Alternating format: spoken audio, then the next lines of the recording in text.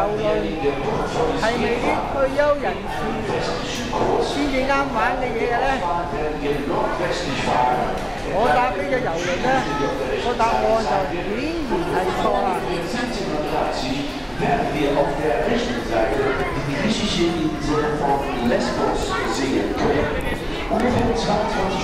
呢個郵輪咧，俾我嘅感覺咧，就係老少咸宜嘅。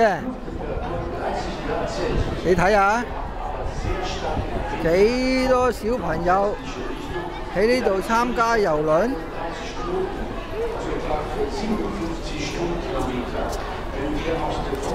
呢度呢，呢班真係完全都唔似係退休嘅人士喎。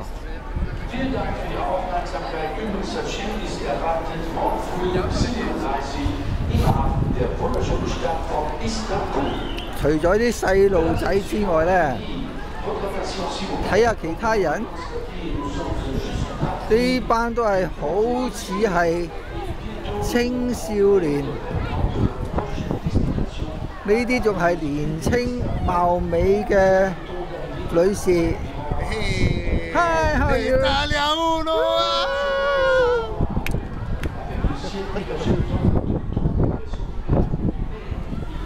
呢啲呢就好似係情侶多。Yeah, already. Yeah.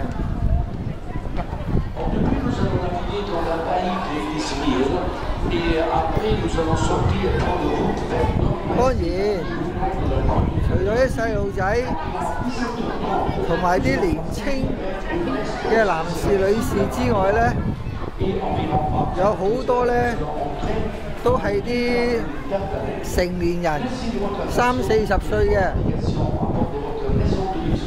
喺呢條船呢，望埋去嘅，真係唔係好多係上咗60歲喎，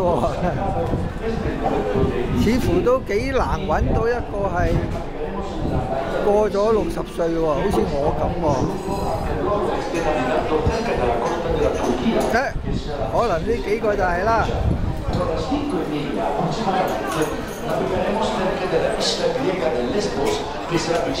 所以而家嘅郵輪呢，應該呢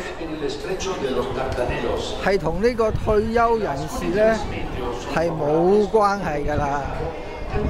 郵輪今時今日就根本上係一個流動嘅酒店，流動嘅一家大細、老少咸宜嘅遊樂嘅地方睇下，一家人玩得幾開心，大家就玩抱。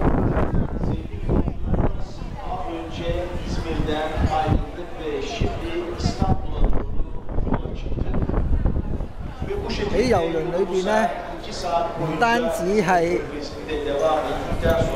有嘢食，有上岸旅遊，而且呢差唔多個個鐘頭都有跳舞啊、健康舞啊、集體舞啊，亦都有啲賭場啊、bingo 啊。